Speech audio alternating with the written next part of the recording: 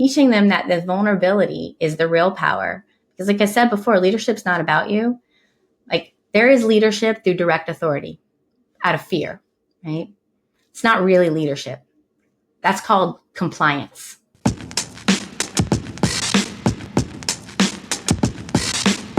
Hey, Sheree, how's it going? It's good. I'm super excited about our show today and our guest today because it's someone that you know especially well and that I've had the chance to get to know. So having her on the show is just like super exciting. And I know our audience listening is like really in for a treat.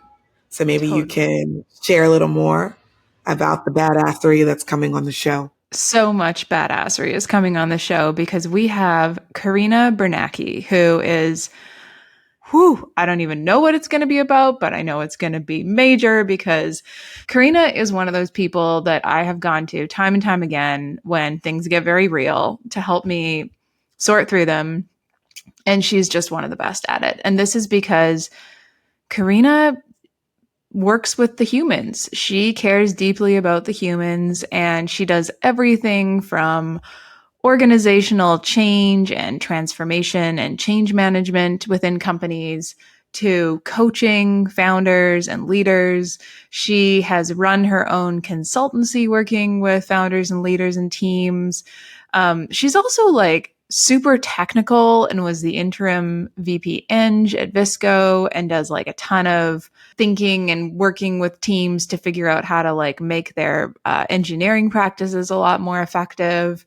And she also specialized in remote teams before they were even like a thing that happened. Mm-hmm. So she's just one of those people that like has worn so many different hats, from like working at, I think like Aritzia to McKinsey to JP Morgan. She was in the military. We both met when she was at Twitter. And then after that, I hired her when I was running Trash. I hired her consultancy Unraveled. And then brought her on full time. I somehow managed to convince her to join. I still don't know how I managed to pull that off, Karina, but it was probably one of the best moves I was able to make. And then we worked together after the acquisition at Visco together, where she is now the VP of People.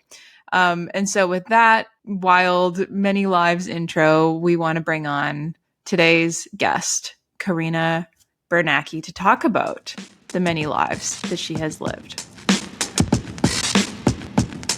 Welcome, Karina. It is so wonderful to have you on the show today. Yes. We can't wait to hear from you about your real moment. Please tell us. So this is very fresh and pretty recent. So I just recently had a really close friend, and even would say like started out as a professional relationship and became a very personal relationship. Passed suddenly, died in a plane crash. Just a couple years older than me. So at the moment when it first happened, you don't think it's real. You're like, first of all, it's like not real. We had just reconnected. He had reached out on my birthday because he got a new job he was excited about and was going to be in New York a lot. And we had put a calendar date for lunch for July, where we were, going to catch up and tell each other all of the things. And to have this happen, and you're just like, wait a minute, no, I just talked to him. Like, that didn't happen. This isn't real. He's so young. This can't be a thing. That then spirals into this whole other conversation that I started having with myself. And just for context, this person is just so much more than a friend. So when I think about my career and where I am today, he had a huge part in opening the doors that allowed me to step into this space, as well as introducing me to some of the people that inspired me to be on this path, to think about how to unlock potential in other people. And he's just someone who did that for a lot of people, just because, not because he was getting something out of it, right? And I think a lot of us that had him in our life felt like he really did sort of like open space and make room for so many others. So as I'm reflecting on my career and where I am right now and what's going to come next for me, this happens and it just changes the frame. Like, the entire movie now feels incredibly different, of realizing that nothing is promised, time is not something that you can control. And every decision you make where you think, oh, I can do that in the future. This is not for me now. This is for later. I need to wait for this thing that we're always waiting for whatever reason. All of that seems like bullshit now. It just all seems like just these things in my head that like, I don't know what's going to happen tomorrow. So why not now? Why not me? Why not this moment? So I'm trying to take this real moment that is raw and still hurts in a lot of ways. Like even now I can feel myself just, it's like you kind of go back there again, and turn it into something that he would be even like excited to see, to like use that for motivation, to wake myself up, to like realize the status quo is just not chill. And it's time to like take those bold moves because you don't know what's going to happen next. And so I'm leaning into that pretty hard, but it's definitely been some really deep conversations and a lot of reflection, I would say. But, I'm grateful if something like that has to happen, to try to turn it into something that is, motivating, feels like something comes from it, I guess. So that is my current get real, like very, very real moment. It's very raw. Just thank you for being vulnerable and sharing with us and with our listeners. I just think when you're grieving, it is such a kindness to even be present with like how you're processing and what you're trying to do with something that's so shocking and so hard and so difficult to process in real time, especially when the person's so close to you. So I just want to say thank you for just sharing with us in this space. It was very much felt like the impact that this person has had on you. So thank you. Pema Chadron is I don't know if you know her. She's like a Buddhist monk and writer. And she has this book, and one of my favorite lines, something that I come back to all the time, is that we say we fear death, but the truth is we don't fear death enough. That just like came to mind when you said that. And when you were talking about just like being your age and like just talking to the person, like could be in 5 minutes, it can be in 50 years. Seriously. And we don't really live like that. We live like we think like we have a long time. Yes, we do. I love like all the plans that we make for when we get to this thing. Like we have these like milestones in our head, but this has to happen first before we can do this.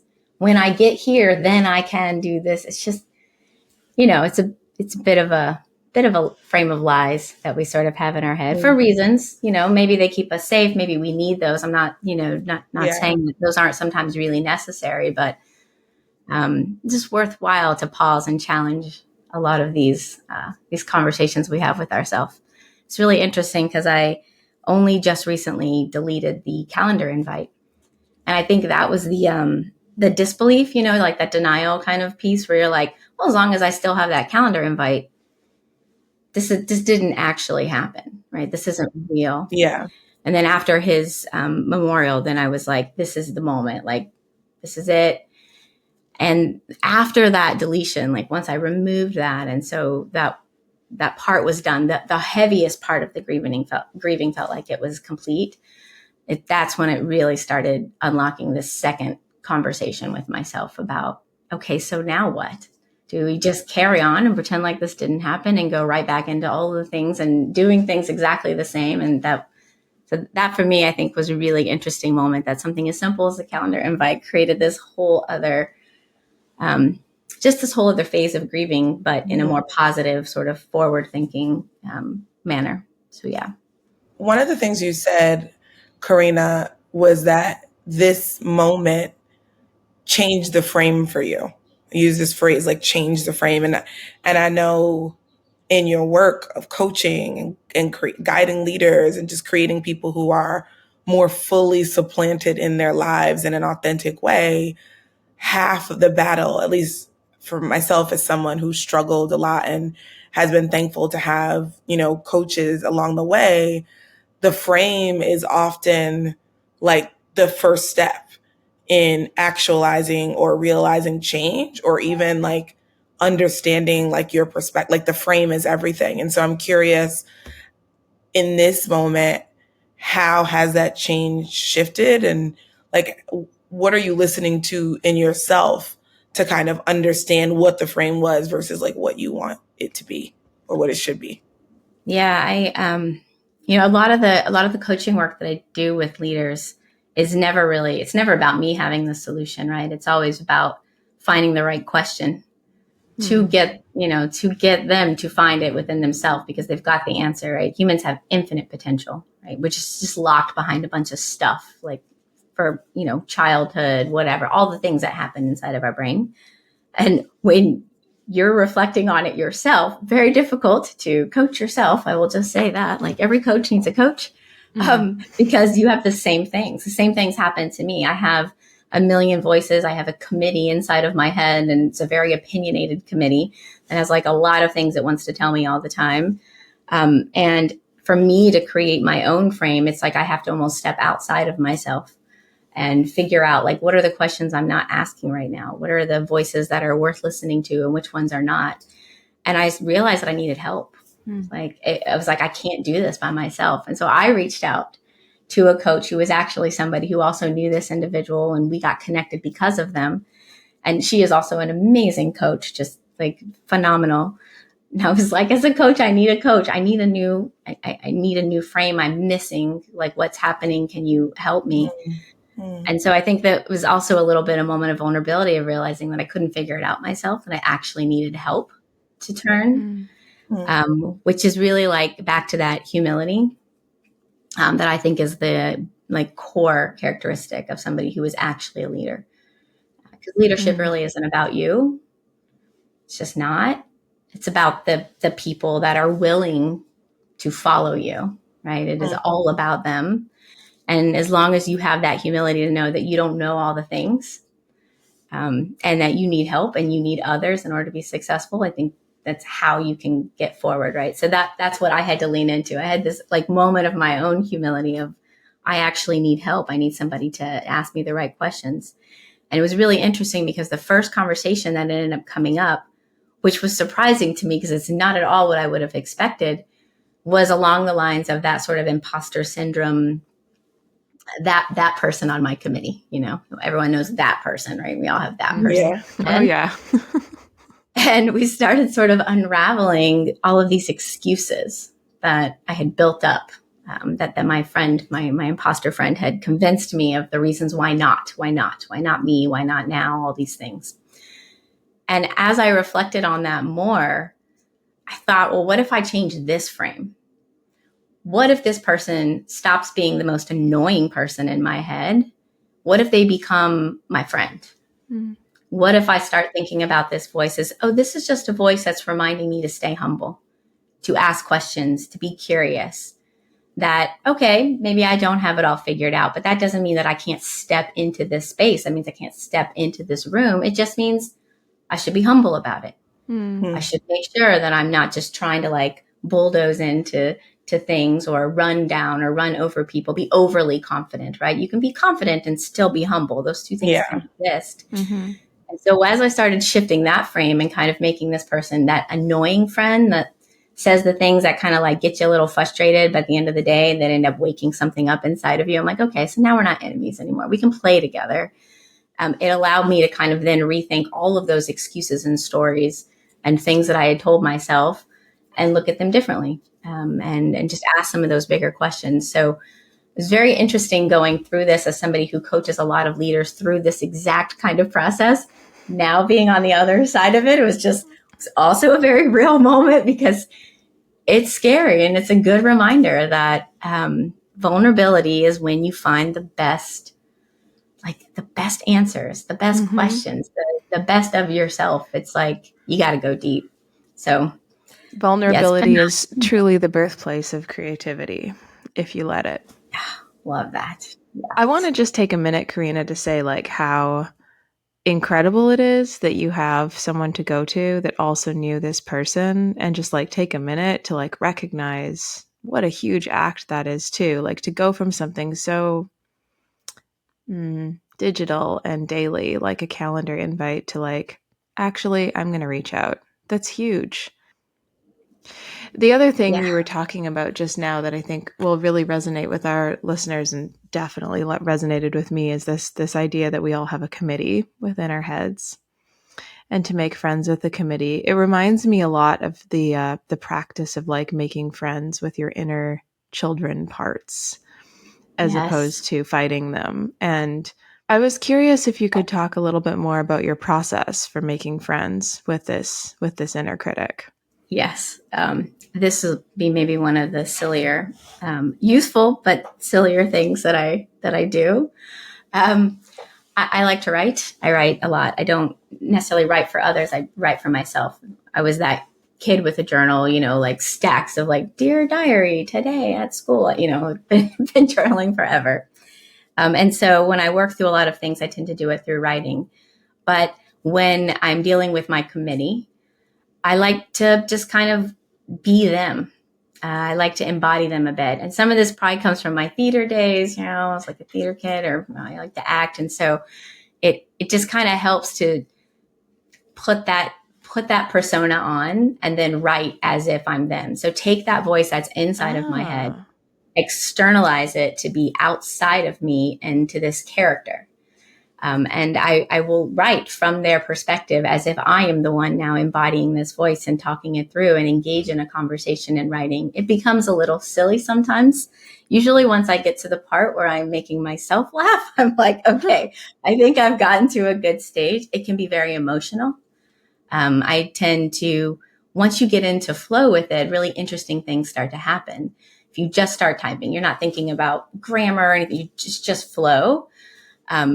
You start to find yourself going into deeper parts of conversations that you didn't even expect. And you're like, whoa, where did that come from? Like, okay, this is touching something. And then I try to, towards the end, kind of get it to this place, this handshake moment, basically. This sort of like, sometimes it's a disagree and commit moment. Like we're not going further than this.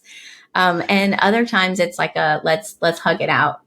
I see you now. I now understand. I can empathize now where this voice is coming from. I understand more about the roots of why, and the projection that's happening onto me, and it's lost its power. It's not. You know what I mean? It takes the power away from it and just makes it more part of me again. So it's just, again, I know I'm curious. I'm a person who. One of the greatest things I got from the first executive coach that I worked with was that I likely have ADHD. And she told me that. And then I talked to my therapist about it. And my therapist goes, well, sometimes people with trauma have symptoms that look like ADHD. And so on the one hand, that was comforting.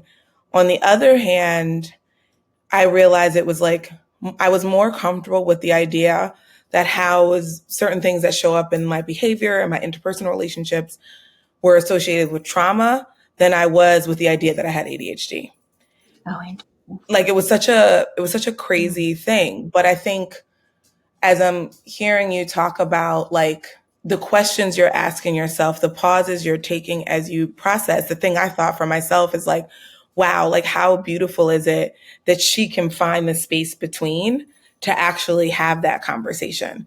Because for me, like when I was having this moment with my executive coach, one of the things I was saying to her was like, you're assuming that I have that space between. And so I'm curious if is it either a result of your sort of lifetime learning and growing and development, or is there something you've been able to do or some moments you've been able to create for like maybe listeners like me who are still trying to like find that space between? Like, how do you find that space to look at yourself and to be able to say, oh, this is this character that's inside of me?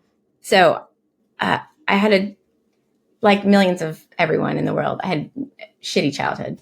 So, I mean, lots of good and bad, right? All mixed in. A lot of trauma. There was a lot of trauma. So as I started like kind of coming into my own life, especially like once I got pregnant with my son, I felt like I had some decisions to make, that I could let this trauma run me. I could let it be the definition of me, and the decisions in my life, right? I basically let it continue to have all of this power, or I can figure out how to take my own power back and use it for something. And having that conversation, to be honest, was a survival moment because it was really running me and it was running me down. I mean, I was finding it everywhere. I didn't even know who I was, like showing up and having this reaction to things. You're like, whoa, where the hell did that just come from? And and just becoming a parent, I'm like, well, hold on. Like, am I going to push?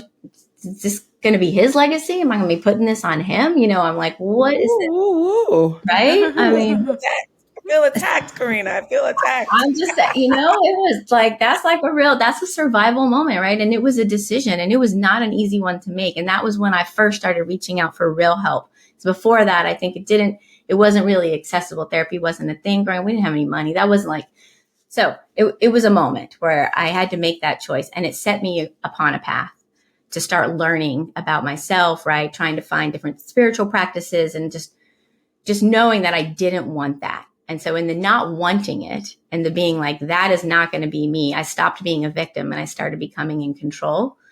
And that, that led one thing to the next, right? You just keep learning like new ways, new techniques, new tools, new things to solidify that power, to not slip back, to not go backwards, to make that space a priority.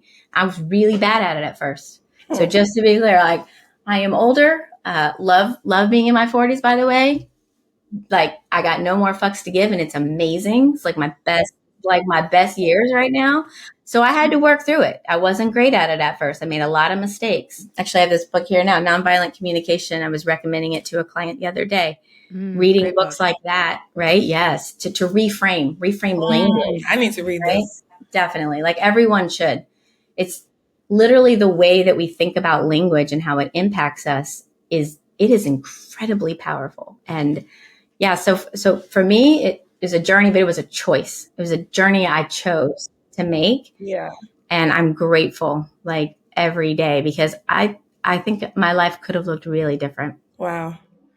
I'm listening to you, and my role post startup is head of community at Flybridge, which is a VC, New York, Boston.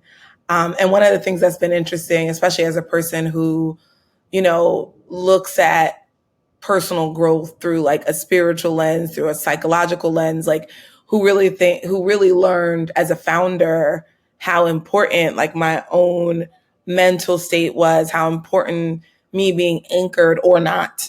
I saw the impacts of that on my business. And so, it's been interesting for me having been in venture for a year now and hearing words like community thrown around, seeing different expressions of that, like some completely far from anything I think of as community and some like stumbling to get it right. And what I've found interesting is like, you're dealing with like ambitious people when you're in the tech world, when you're dealing with founders and CEOs. And a lot of us have bought into the idea that like that ambition can't come with vulnerability, showing that I'm ambitious and I want to go to the top. A lot of people have internalized that means if you're struggling with trauma, or if you're dealing with, your brain doesn't work the same as everyone else, or if you're just dealing with shit in your life, a lot of those folks are not having the conversations you've been talking about. They're not taking that moment for themselves. They're not recognizing that like, this is actually the most important thing. Yes. And so I'm just curious, you've been at Twitter, you've been at Visco, now you have your own company, like you've been in the thick of it with these very people. What has that been like for you trying to sort of unlock them? Well, I love this because I actually think this is probably core to what the difference that makes a difference in the way that I approach things. Because I've thought that this was the most fun part, which I think other people might think is insane because yes, in tech, in every industry, egos are high. And to a large degree, that's what's expected because of the systems that have been built. They've been built to incentivize that sort of like that outward charisma, right? The overly confident, right? They're all kind of set up to incentivize that. So it's what they think is expected. And those are the ones that tend to have the most fear, is what you end up finding out. Like the more you dig in with them, the biggest voices sometimes in that room, the most confident are the most terrified of everything around them all the time. And it's leading from a place of fragility. And these folks are the ones that need to embrace it the most. And those conversations are always hard. When I first meet a client that is in that space, I don't come in and like say, hey, I can see you're really afraid of everything and you're really acting out right now. So let's talk about being vulnerable. That's not going to work. That's not the way. I would get kicked out the door and, like laughed out of the room for sure. So a lot of times when I'm working with these folks, the first thing I have to do is build that trust and understand, like, where is that fear? What motivates them? Where is this coming from? So in the same way that I did for myself, it's that initial exploration with that person of being able to understand that. Because if I can understand that, then I can be a real partner for them. I can help them to be able to see it for themselves, take their power back, unlock that, right? And then start unlocking the potential of everybody around them. Because some of these visionaries, these leaders, they can't do it alone. And if they don't figure this out, these beautiful, brilliant ideas they have will never make it. We will never have these things that could make the world so much better because they won't be able to figure out how to multiply others to make it true. So I think the work is my favorite because it is the hardest, but the biggest impacts, right? The most significant impacts is who knows what that person is going to do as they go forward and how many other people they're going to impact. And that's how you change the world, at one conversation at a time. So I will tell you, like, the question game, when I first start, if it's a client that's never worked with a coach, they always think everything's a trap. Like the very first every question you ask, they're like, what does she want? It's like they're trying to figure out, what should I say? How is she diagnosing me right now? So that first conversation is always enjoyable for me, but it's not that useful. It basically kind of like is the setting the stage. Anything they say to me in that conversation, I kind of take with a grain of salt. I make a couple notes, but I'm like, I'll get to know the real them. Let me just give it like another go or two. But what I do try very hard to do is not talk. I speak very little in these first few meetings. I pull one thread and I just let them go. And as they start to go, find that thing to put back in front of them. And then they start to drive their own conversation pretty quickly. It's a little bit like magic. Sounds like magic as I say it out loud. It's actually really effective. And anybody can do this, by the way. I tell people all the time, my biggest advice for them in life, say less. Say less. If you say less, you listen more, and you have a way better shot at having a real conversation and not a bullshit one that's sitting at the surface. So I think that's something that's really important in the beginning. And as they start to say things, you can find the fears. You can hear where they're talking about things like too much or maybe over dramatizing certain situations. You can like, oh, there's something interesting going on here, right? The projection that you can hear, blame. If you're hearing them use a lot of blame language, right? It kind of helps me narrow in on what some of those insecurities are. And once we go through the process, especially with clients, I start to shift them to then thinking, okay, now think about this journey you and I just had. And think about all the people you're leading. What kind of conversations are you having with them? You got vulnerable with me and look what just happened. Look how you're thinking now. Look at how you're feeling now. That's power. And vulnerability is power. Do you think that the humans around you also maybe don't have some of these fears and insecurities? Like you think they have it all figured out? So you're human. They're human. Look at them differently. Listen differently. Say less with them. Understand. Share your moment. You see a moment there that resonates, share. Make it comfortable for them to share. Share first. Right? Like teaching them that the vulnerability is the real power. Because like I said before, leadership's not about you. Like there is leadership through direct authority out of fear, right? It's not really leadership. That's called compliance. Wow. Right.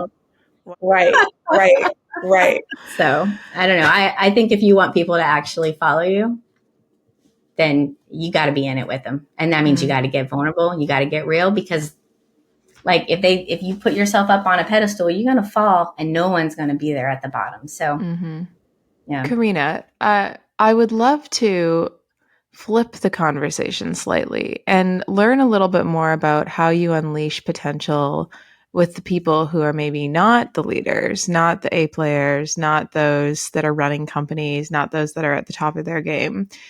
The reason I wanted to ask this is I remember you recommended a fantastic book to me a while back, Unleashed, I think it's called, about like unleashing the potential of others. And when you recommended it to me, I remember you saying, I actually get the most like gratification, something like this, I'm paraphrasing, from coaching the ones that are like the overlooked, the people who maybe are not doing their jobs well, the people who are seen as like the underperformers, I suppose, and helping them really figure it out. And I wonder if you could talk a little bit more about those people, because I think when we think about coaching, we always think about the founders and the CEOs and the C-suite and like all of these people that are at the top of their game. And I'd love to hear about the other side of it. Absolutely.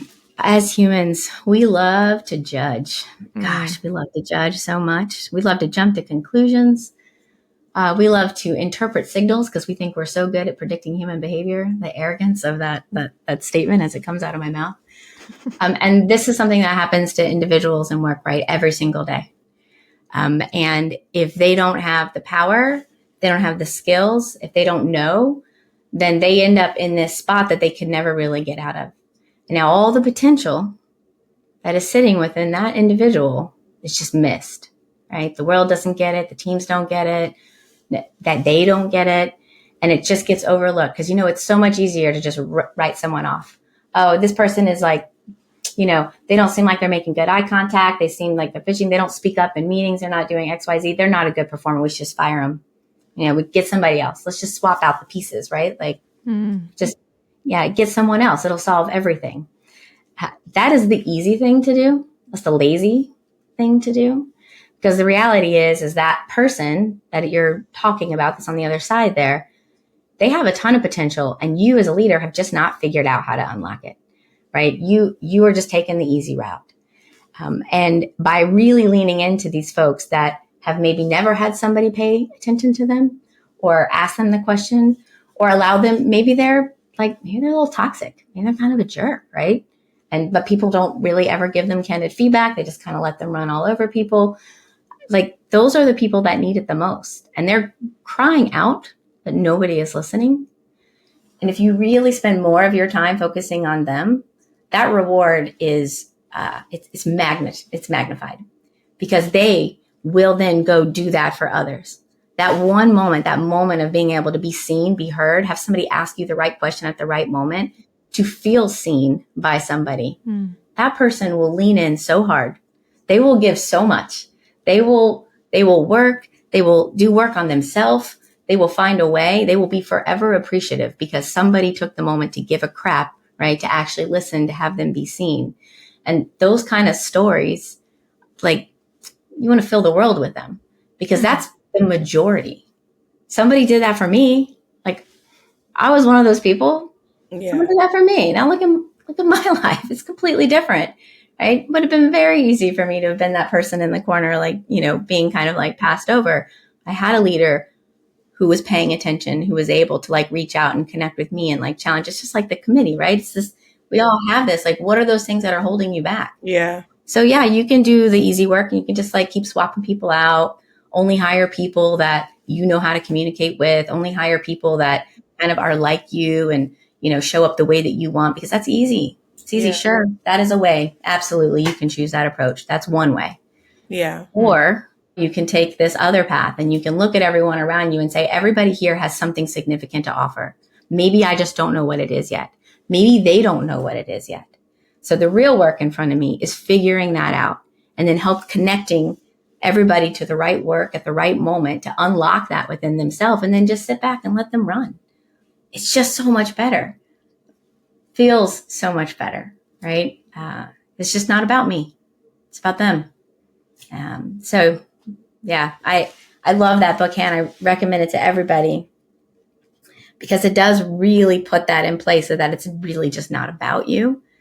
And if you think about it as being about them and not about you, you stop trying to be right. You stop trying to prove your point, right? And instead, you start trying to like bring people in, right? To collaborate, to listen, to move things forward with people, as opposed now you don't have a room full of enemies. You got a coalition of the willing, and you're all trying to get down and do something together. It's funny because in some ways it feels like counterintuitive to how our leaders are styled. Like you were talking about earlier, like you look at the people folks hold up as like the pinnacle of leadership, and you don't often hear it being not about you. If in fact, like, and it often feels like it is about you, like, and so I think one thing that came up for me in this is like, say for folks that don't have a coach yet and they don't have someone to like unearth these things, are there a couple things people can do to just have a level of self-awareness? To like, what are those questions you can ask yourself as a leader to have a gut check with yourself, to take one step closer to listening more and speaking less, especially when all of the inputs tell us and sometimes it's like negative pressure. Sometimes it's not even ego. Sometimes it's like that imposter syndrome version of you as a leader that's telling you like, I have to know it and I have to do it and I have to direct it and I have to create it, because if I don't, then they'll see that I'm not actually a leader. So sometimes it's ego, and sometimes it's self-sabotage or imposter syndrome that's like governing this. But if you have a couple of gut checks or like ways to just trigger reflection in ourselves, I'd be curious about what some of those are after you've seen like so many clients. Yeah, absolutely. It's the blind spots too, right? Like the higher you get in positional authority, the less people around you that are willing to be honest. And those blind spots can get pretty dark. They get big. You got a lot of them. And you don't know, you might be rolling through a room thinking you're just bossing out, and everybody around you might be like, what? Like, what is this? Who is this person? What are they doing? I think the very first thing that I like to ask leaders to do, and I often will do this when we first start working together, is have them do that self-reflection and ask themselves a few questions around like, how do I think people perceive me? Like, what do I think? Like, if I wasn't in the room, what do I think people might say about me? Like, how do I think that I am showing up consistently? And once you have that initial list, this is where the hard part comes in. And I know not everybody will do this. You got to test it. It's basically like your hypothesis sheet. You got to start finding like, who are the people that you can go and just ask for direct feedback, right? They won't be honest with you maybe at first. The more you do it, they'll get comfortable. Even a partner, a friend, ask anybody, right? You've got your list written down. Now go ask others and just get a sense, like, how are people like viewing you? What is that? What does that look like? That step is hard. I realize. Do it anyway. Just do it anyway. It's worth it. All those kind of feedback loops. I think the other thing that I always ask leaders whenever they tell me they're making a hard stance on something, the return to office debate has been hilarious. Hilarious. I have so many thoughts. Same. Like, I basically want to tell everybody too, like, y'all are doing it wrong. Like, or just keep doing what you're doing. Just, do it better. Like, I don't know, what is this debate you're having? But I asked them, like, what are you trying to achieve? What's the outcome? Like, what do you want? What's the so what here? What's the so what? Yeah. What do you want? And so even when a leader is thinking about community, if you are a leader right now, you are looking around thinking about like, what do you want? What do you want? What are you trying to get to? Okay. Is the approach you're taking getting you closer or further away from that thing that you want? That part. Right? Because the way you're talking to people, if you're that person who's sitting around saying, I don't know what is wrong with this team. Like, I just feel like they never understand what's going on. They seem to not understand the mission. I feel like I have to constantly get involved. Like, why don't they get it? I don't know why they're not executing right. If this is happening in your head, take a beat. Pull up that mirror and have a little conversation with yourself and say, what is it that I want? What am I trying to achieve? What might I be doing that is getting in the way of this team being able to be on this team with me, right? Because clearly you are not communicating effectively. And if you think that it's about them, you're wrong. and you're not going to solve that problem. But you're probably going to fire a bunch of people and hire a whole bunch of new people, and then you're going to do it again because that's fun. Yeah. Or stop for a minute. How are you contributing to this? What is happening in the way you're communicating? Do you understand the people that you are talking about? Do you know what they want? Do you know why? What is the why? Right? Because I promise you, they're not all idiots. No. Easiest thing. I love it. All this incompetent idiots. We've all said, look, everybody said that in their head at least once or twice. Okay, we're human, right? Like that happens. But we also know that that's not really true. It's not really true, right? So I think as a leader, you really got to question your own BS. You need to ask yourself these questions, even if you don't like the answer.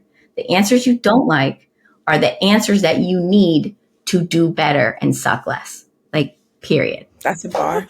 Karina, I want to ask something quickly about this. So, fantastic practical advice here. And I hear you say the word like as leaders or leaders a lot. And to share like a quick story from my past, I once remember this person on my team coming up to me and saying, Hannah, you talk a lot about leaders and leadership, and like it's kind of intimidating. Like I don't really think of myself as a leader, and like I don't think my team does, or like, you know, the ICs on our team that don't manage anyone.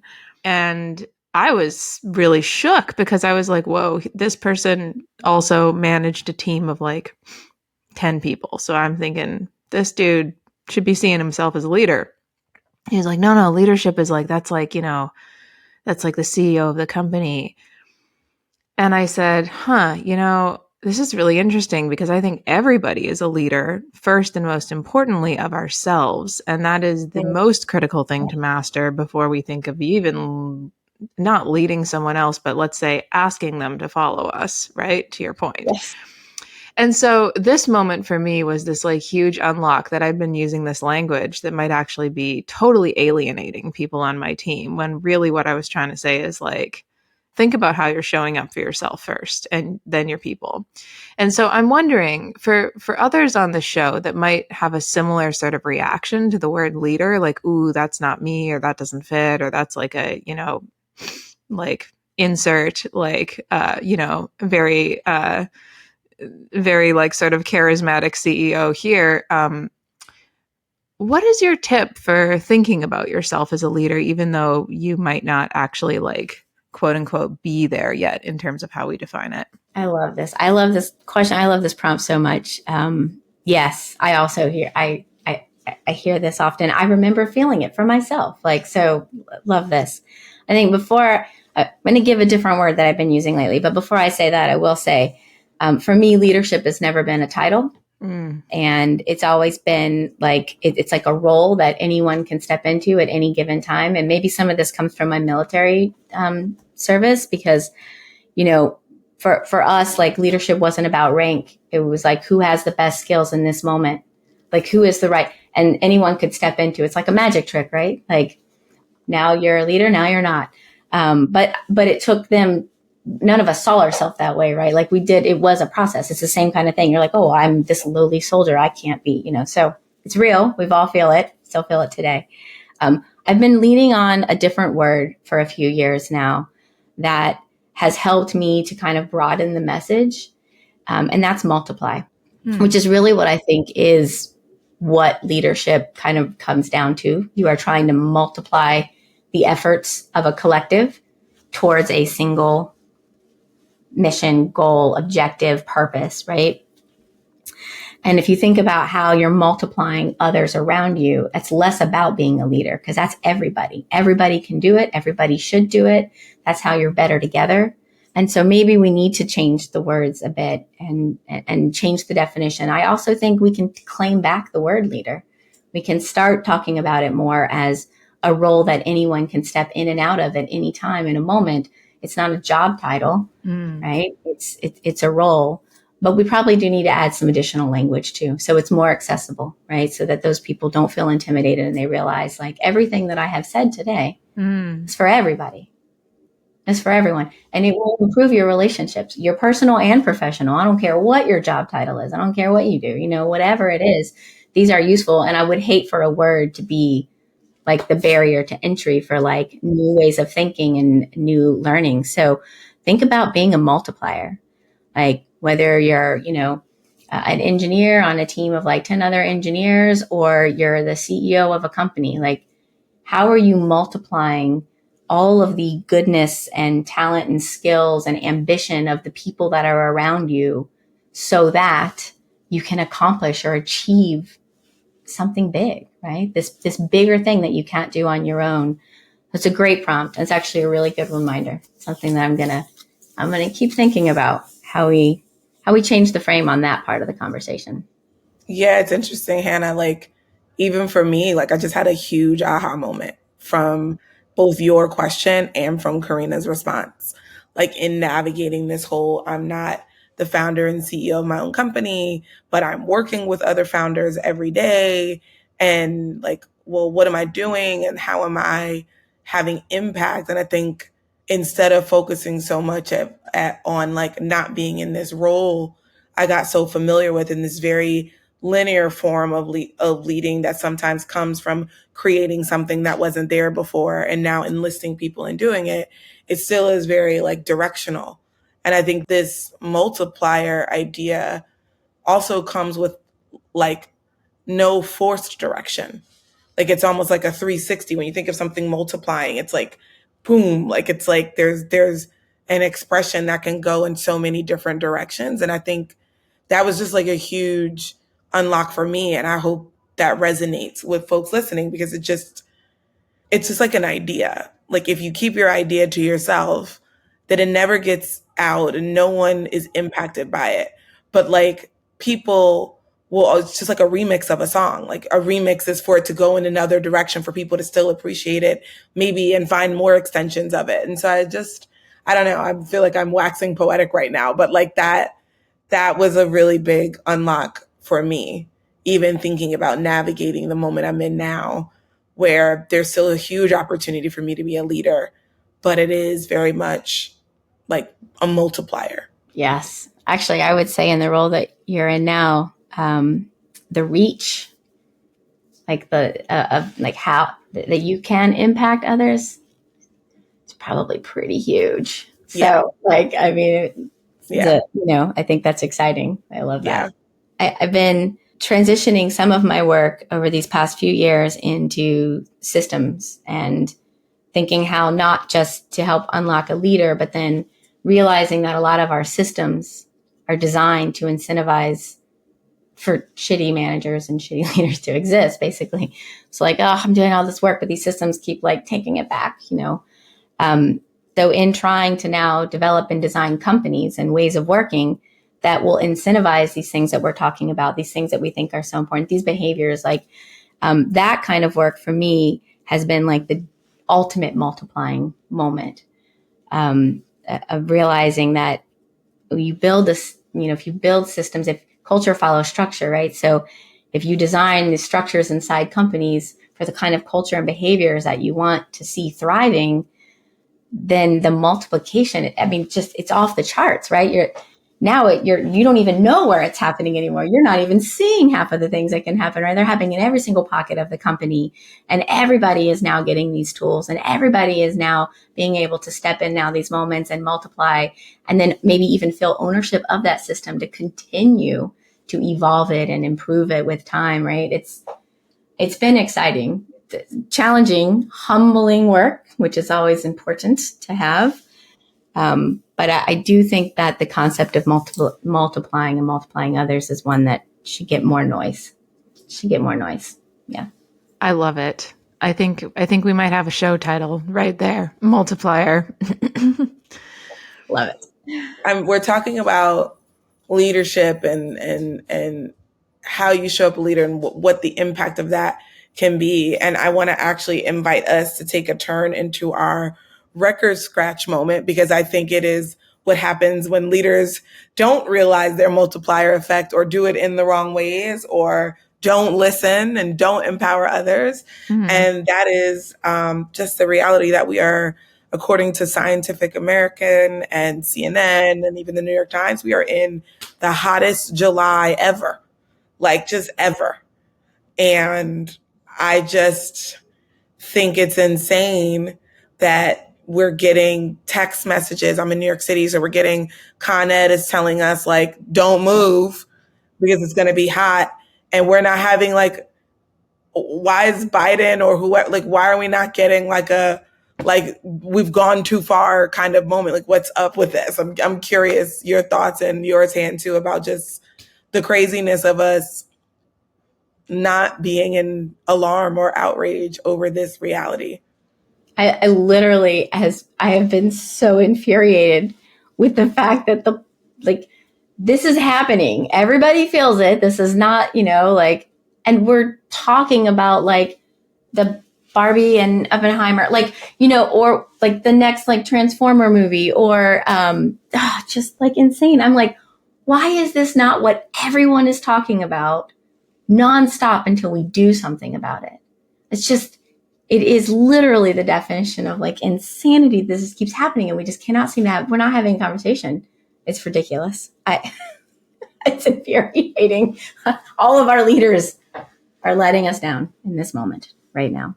And not only are we not having the conversation, but we're actually still at the point where we're trying to convince some people that this is actually real when it clearly is our reality.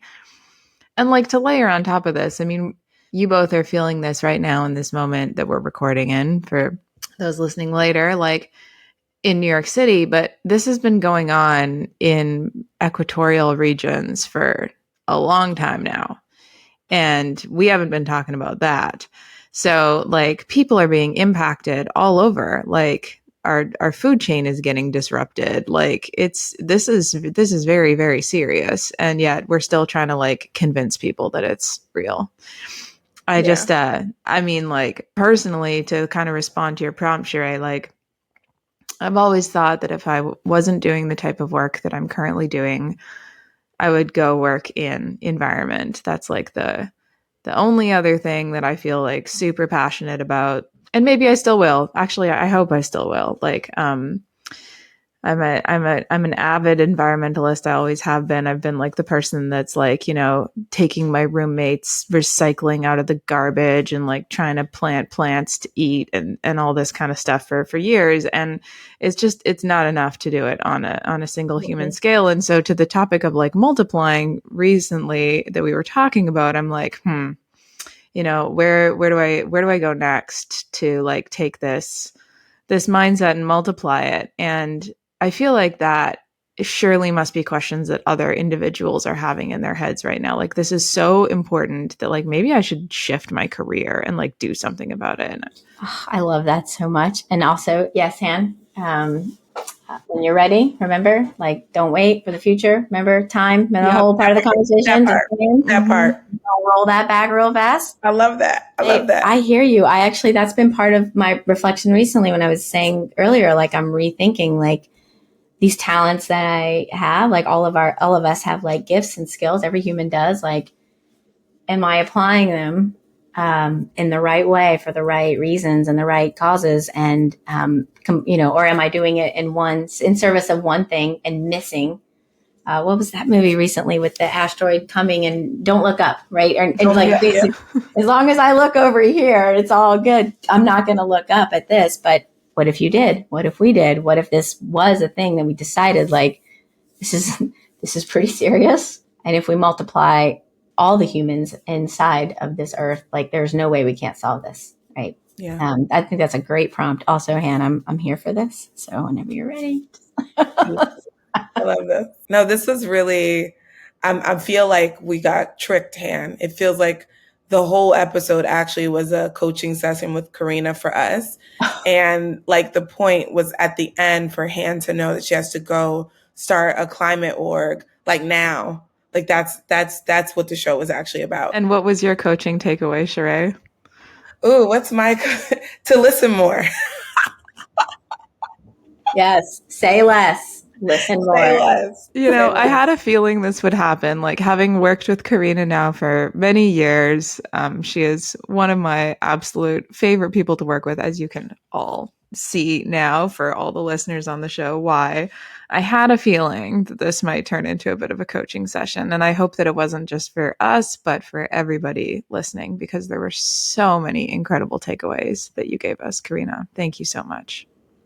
Oh, thank you for having me. It's I love it, because for me, I get something out of every single conversation that I have. I learned a lot today too, and feel a bit multiplied. So I'm excited about, the future, and I'm excited about this climate org. So, just saying, give me a call.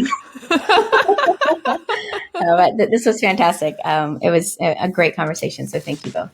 Thanks, you so Karina. Much. Thank you.